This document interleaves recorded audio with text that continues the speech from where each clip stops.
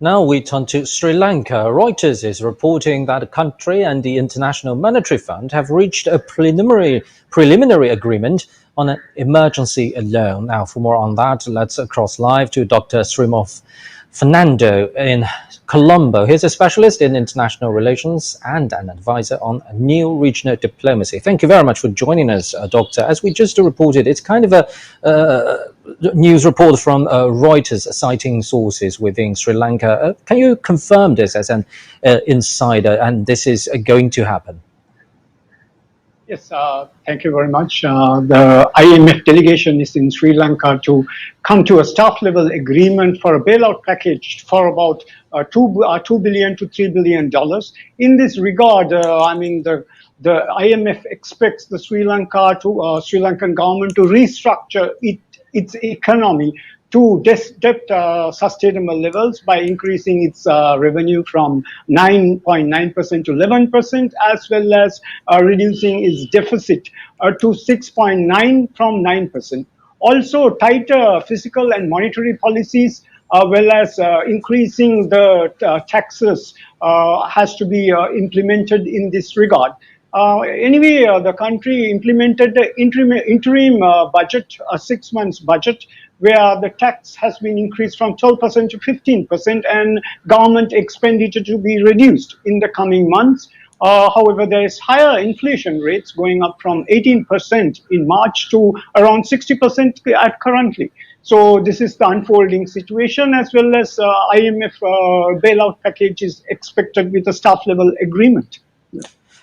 Doctor, we know Sri Lanka is in its worst economic crisis in 7 decades. Now, you've just listed out some requirements put forward by the IMF. Would you say they're too harsh for a country who's already in a dire economic and fiscal situation? Yes, thereabout from this economic crisis, around 5 million to around 5.5 million people have become food insecure.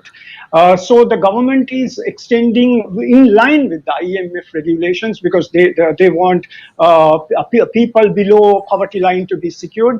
So government is extending like a monthly allowance loan for 61,000 families, which is around rupees 10,000 per month, as well as 1.7 million people below the poverty line, which is called the Samurdhi recipients, will receive around 7,500 per month in this interim period. And also farmers' debt, around 600 million will be written off by the state banks also. However, ADB is extending a 200 million loan, assistant emergency loan for livelihoods for these vulnerable sectors. So these are the short and long-term measures coming out with United Nations World Food Programme assistance. Let me very quickly to catch up, and we're not judging here, just strictly by fiscal terms. Would you say this $2 to $3 billion emergency funding enough for Sri Lanka, at least as a contingency plan? This year, the country needs $6 billion. This will only bridge around 2 to 3 billion. So there is a gap of $3 billion, which has to come from traditional neighbors like India, as well as debt restructuring with Japan, as well as China will also coincide with this IMF deal coming in. The government is negotiating with these traditional partners, as well as major traditional neighbors, as well as traditional donors will have to assist to bridge this gap of 6 billion.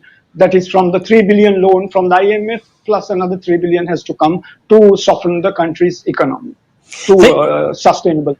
Yeah. Right. Yeah. Thank you very much, Dr. Srimal Fernando in Colombo. Thank you. Now we turn to Japan. The country has registered almost 107